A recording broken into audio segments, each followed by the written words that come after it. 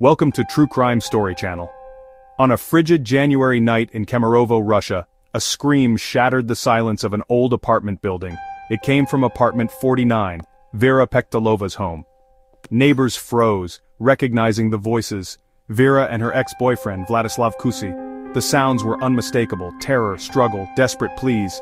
Phones shook in trembling hands as neighbors dialed 112, Russia's emergency line. "A woman is being killed," one whispered, panic rising. 7 calls, 7 urgent pleas for help. They described thuds, muffled cries, the unmistakable sounds of violence, but the only response was silence. No sirens, no footsteps in the hall. The screams faded, replaced by a heavy, suffocating quiet. Neighbors pressed their ears to the walls, hearts pounding, waiting for help that never came. The dispatcher's reassurances were empty, the system inert. Minutes dragged on, each one a lifetime. The silence that followed was more chilling than the screams. A young woman's life was extinguished, not just by violence but by inaction. The tragedy was not only what happened behind Vera's door, but the failure of the system meant to protect her. Neighbors had done everything they could, called, pleaded, waited, but no one came. The echoes of that night would haunt them forever. The system's failure turned witnesses into bystanders to a preventable horror. Vera's screams faded into a void. Her life ended, not just by a killer's hands but by a silence that should never have been.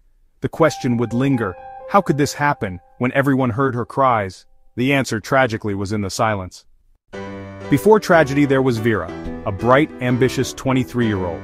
She moved from Talmenka to Kemerovo, excelling at university and working hard to build her future.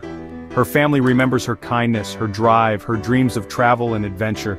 Vera was independent, juggling jobs and studies, always putting others first. She was a daughter, a friend, a beacon of hope. Her life was just beginning, full of plans and promise. She was not a statistic. She was a person with a future she deserved. That future was stolen in a single brutal night. What remains is the memory of her light. Into Vera's world stepped Vladislav Kusa. At first he seemed ordinary, maybe even charming, but his past was troubled. Orphanage, petty crime, instability. Vera's family sensed danger, but she defended him, believing in his better side. The relationship began with hope, but red flags soon appeared. Jealousy, possessiveness, a lack of ambition. Vlad's darkness grew, overshadowing Vera's light. Her family's fears proved tragically right. Vera wanted to help him, but his past was a warning, not a challenge to overcome. Their paths crossed, with devastating consequences. The romance soured quickly. Vlad's affection turned to control, monitoring Vera, isolating her, suffocating her independence. She became withdrawn, making excuses for his behavior. The cycle of emotional abuse tightened its grip. Vera finally found the courage to end it, but Vlad refused to let go. Harassment, stalking, relentless messages. She blocked him, but he persisted. Fear grew, her family's worst fears were realized. Vera tried to reclaim her life, but Vlad became a menacing shadow. She confided in her family, her fear palpable. She had left him, but he would not let her be free. On January 13th, Vera agreed to meet Vlad one last time. She hoped for closure, to finally move on. Instead, he trapped her, taking her keys and phone, cutting her off from the world. The apartment became a prison. Hours passed in terror as Vlad's rage simmered. Vera was alone, powerless, her fate in his hands. This was not a sudden act, but a calculated, drawn-out nightmare. Each moment brought her closer to the inevitable. Vera, once so in control, was left waiting for an escape that never came. Her final hours were spent in fear, hope fading with every tick of the clock. On January 14th, Vlad's violence erupted. Vera's screams echoed through the building. Neighbors heard every moment. They called police again and again, giving the address, the apartment number, begging for help. The dispatcher promised a patrol car, but none arrived. For over 2 hours, Vera endured unimaginable torture. She may have clung to hope, believing help was on the way, but the system failed. Her calls were logged, but no one came.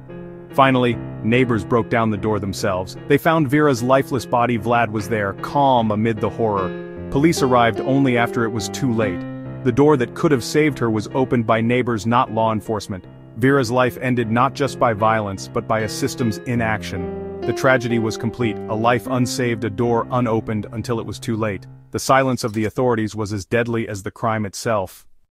Vera's murder shocked Russia, exposing a system in crisis. 7 emergency calls, but no police response. Just excuses and suspended sentences for dispatchers. Vladislav Kusa was arrested, confessed, and sentenced to 17 years. For Vera's family, it was little comfort. Then, in 2023, another blow. Kusa was pardoned after agreeing to fight in Ukraine. Vera's father spoke for many. "No one is safe now. This man is a killer." The justice system failed Vera twice, first in life, then in death. Her story is a warning. Violence is not just a private tragedy, but a test of the systems meant to protect us. Vera's death was the result of a chain of failures. By a partner, by neighbors' helplessness, by the state. Her memory demands vigilance, action, and a justice that remains heartbreakingly out of reach. For Vera, and for all those failed by silence.